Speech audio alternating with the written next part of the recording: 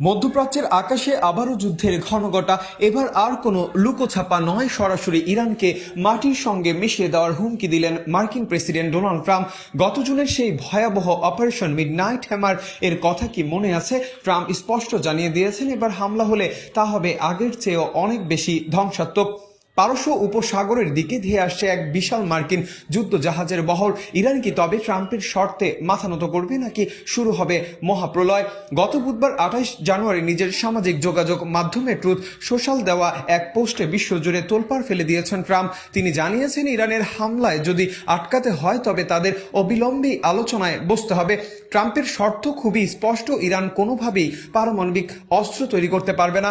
ট্রাম্পের বর্ণনায় উঠে এসেছে এক ভয়ঙ্কর সমর সজ্জার চিত্র। তিনি লিখেছেন, বিশাল এক যুদ্ধ জাহাজের বহর ইরানের দিকে এগিয়ে যাচ্ছে। প্রচণ্ড শক্তি আর নির্দিষ্ট লক্ষ্য নিয়ে এটি বেশ দ্রুত গতিতে এগোচ্ছে। এই বহরটির নেতৃত্বে রয়েছে বিশ্বের অন্যতম শক্তিশালী রণতরী ইউএস আব্রাহাম লিঙ্কন। ট্রাম্প দাবি করছেন, ভেনেজুয়েলার পাঠানো মার্কিন বাহিনীর চেয়েও এটি বহরটি অনেক বড় এবং যে কোনো সময় অভিযানে যাওয়ার জন্য পুরোপুরি প্রস্তুত। প্রেসিডেন্ট ট্রাম্প কেন হঠাৎ এতটা কঠোর? কারণ গত বছরের জুড়ে ইরানের পারমাণবিক স্থাপনায় বিমান হামলা চালিয়েছিল যুক্তরাষ্ট্র।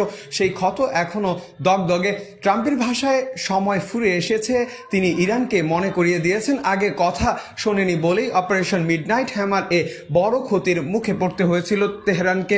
এবার যদি আবারও সংঘাত তবে তা হবে ভয়াবহ এবং মারাত্মক। ট্রাম্পের এই অস্পষ্ট অথচ চরম হুঁশিয়ারি কি কেবলই আলোচনার টেবিলে আনার কৌশল, নাকি সত্যি যুদ্ধের মেঘ ঘনিয়ে আসছে? 9 কোটি মানুষের ইরান কি পরমাণু অস্ত্র ত্যাগের চুক্তিতেই সই করবে? ট্রাম্পের এই আক্রমণাত্মক মনোভাবকে আপনি কিভাবে দেখছেন? কমেন্টে আপনার মূল্যবান মতামত জানান।